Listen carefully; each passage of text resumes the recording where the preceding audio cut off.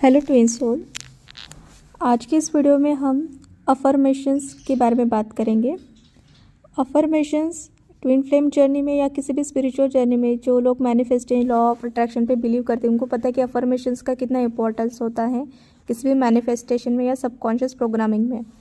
Affirmations किन लोगों को करना चाहिए? जिन लोगों को विजुअलाइजेशन करने में दिक्कत होती है, जैसे कि कुछ मेडिटेशन होते हैं जिसमें विजुअलाइजेशंस बताए जाते हैं, विजन्स क्रिएट किए जाते हैं, बट जिन लोगों का मेडिटेशन का उतना कंसंट्रेशन नहीं हो पाता है तो उन लोगों ने अफर्मेशंस करने चाहिए। ठीक है, सो अफर्मेशंस क्या करने चाहिए? देखो, अफर्मेशंस बहुत सारे सब्लिमिनल्स अवेलेबल हैं, तो आपको जब वो सब्लिमिनल्स आप सुनोगे ना, उससे पहले आपने ये चेक करना है कि उस ऑडियो के ऑथर ने सब्लिमिनल्स में क्या क्या अफर्मेशंस दिए। आपको लगता है कि वो अफर्मेशंस आपके सिचुएशन में जा रहे हैं, देन आपको वो सुनना चाहिए। ठीक है, ब्लाइंडली आप किसी भी सप्लीमेंट को नहीं सुनना चाहिए। ओके, इस केस में अफर्मेशंस खुद से कैसे बनाएं? पहले तो आपको इंटेंशन पता करना है कि आपको अफर्मेशन किस चीज़ के लिए करने हैं। आपको फॉर मैरिज के लिए करने हैं या फिर आपको ऐसा कुछ है कि इनर चाइल्ड इशू है उसके लिए करने हैं। पहले इंटेंशन सेट कीजिए। ठीक है, इंटेंशन जब आप सेट करोगे ना तो फिर आपको पता है कि आपको क्या अफर्मेशंस करने हैं। ठीक है, तो इनर चाइल्ड के भी अफर्मेशंस इफ़ यू नीड मैं आपको नीचे कमेंट में दे दूँगी। ठीक है, जैसे कि हर किसी का एक कोई ना कोई वे होगा। अभी अफर्मेशंस को करना कैसे है? मोस्टली अफर्मेशंस का कोई ऐसे स्पेसिफिक काउंट नहीं कि इतनी ही दिन करना चाहिए, इतनी बार ही करना चाहिए। Okay, you can listen as much as you can, but यहाँ पे अभी अगर खुद के अफर्मेशंस को आपको लिख के करना है या सुन के करना है, देखिए आपके ऊपर निर्भर करता है। अगर आपके पास उतना टाइम है कि आप लिख के अफर्मेशंस कर सकते हो, आप लिख सकते हो। बहुत से लोगों ने 5/55 मेथड सुना होगा। 5/55 मेथड ऐसा है कि आपको एक स्टेटमेंट होता है, उसको पूरे 5 दिन तक 55 टाइम्स लिखना होता है। ठीक है, एक ही टाइम पे लिखना ज़्यादा प्रेफरेबल होता है। तो आपकी जो भी विश आपको ऐसे लिखने की जैसे कि वो हो चुकी है पूरी, लाइक जैसे कि किसी को ये चीज़ करनी है अपने जॉब के लिए, तो वो क्या सेंटेंस बोलेगा? आई am grateful for my new job that brings me Joy and abundance. ठीक है, इसके अलावा आप कोई पैकेज आपको चाहिए जैसे कि 10 लाख 20 लाख, आप वैसे वो ऐड कर सकते हो। ठीक है, this is how you make a affirmation कि वो चीज़ हो चुकी है और आप उसके लिए ग्रेटिट्यूड फील कर रहे हो। ठीक है, ये एक अफर्मेशंस आपको क्या करना है? 5 दिन 55 टाइम्स लिखने हैं, तो that is also one of the method. देखो, ये एक मेथड है और एक मेथड है 11/11। आई थिंक ये यूट्यूब पे नहीं मिलेगा या फिर किसी ने इसके बारे में बात नहीं किया होगा, क्योंकि ये किसी टेक्निक नहीं है। इट इज़ जस्ट मैंने खुद से इसको बनाया है, तो अगर किसी को इसके रिजल्ट्स आते तो that will be very good. 11/11 method क्या है कि आपको हर दिन, लेकिन यहाँ पे एक ट्रिकी पार्ट है कि आपको एक टाइम सेट करना पड़ेगा उसको करने के लिए। ठीक है, तो आप मैक्सिमम ट्राई करिए कि जब भी 11/11 होंगे, may be it's for a morning time, और अगर मॉर्निंग में आपको बहुत रश होता है तो रात के, सो 11/11 टाइम को आपको 11 बार वो अफर्मेशंस बोलने हैं या लिखने हैं। ठीक है, ये आपको 11 दिन करना है। अभी ये जितने भी मैंने मैनिफेस्टेशन टेक्निक बताए, इसमें प्रॉब्लम क्या होती है?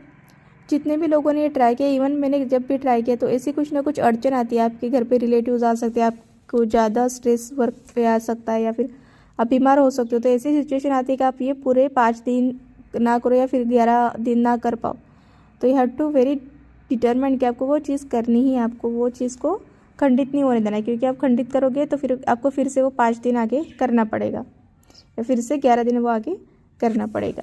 ठीक है, so you have to make sure कि आप जो अफर्मेशंस कर रहे हो वो पॉजिटिव हो, नेगेटिव ना हो, किसी पर्सन के नाम के स्पेसिफिक ना हो। ठीक है, किसी का नाम लेके ना करे तो बेटर होगा। पता मे बी आप किसी पर्सन के लिए कर रहे हो और वो आपको बाद में पता चले वो आपका कार्मिक था या जो भी है, तो फिर वो दैट विल क्रिएट वो यूनिवर्स पे एक आप रिस्ट्रिक्शन डाल देते हो उस चीज़ का। मे बी आपको उससे ज़्यादा बेटर चीज़ मिलने वाली हो। ठीक है, तो किसी पर्सन का नाम लेके नहीं करना है। ओके, जिन लोगों के केस में थर्ड पार्टी सिचुएशन है, ठीक है, थर्ड पार्टी सिचुएशन सिर्फ ये नहीं, आप उनके हर एक किसी लाइफ फॉर्म में, उनके जितने भी रिलेशनशिप्स रहे वो एक थर्ड पार्टी की वजह से सफ़र हुए हैं, या फिर even in their childhood they feel like they are neglected child, तो उन लोगों के लिए अफर्मेशन आप कर सकते हो। जैसे कि मैं एक आपको बताना चाहती हूँ कि अगर आप मैरिज करना चाहते हो अपने डिवाइन पार्टनर के साथ, या कि मतलब जस्ट आप इन जनरल मैरिज के लिए करना चाहते हो, तो you should say that I release all past patterns and energies that no longer serve me and embrace a life of love, trust and harmony. Okay, ये आप बोल सकते हो। आपको पर्टिकुलर शॉर्ट वर्जन चाहिए for marriage, you can say I release all blocks and patterns that no longer serve me, welcoming love, trust and harmony into my marriage। अगर आप already marriage हो, ठीक है। So in that case if you are not married, you can say that I have released all blocks and patterns and I am now align with a loving, committed and harmonious relationship.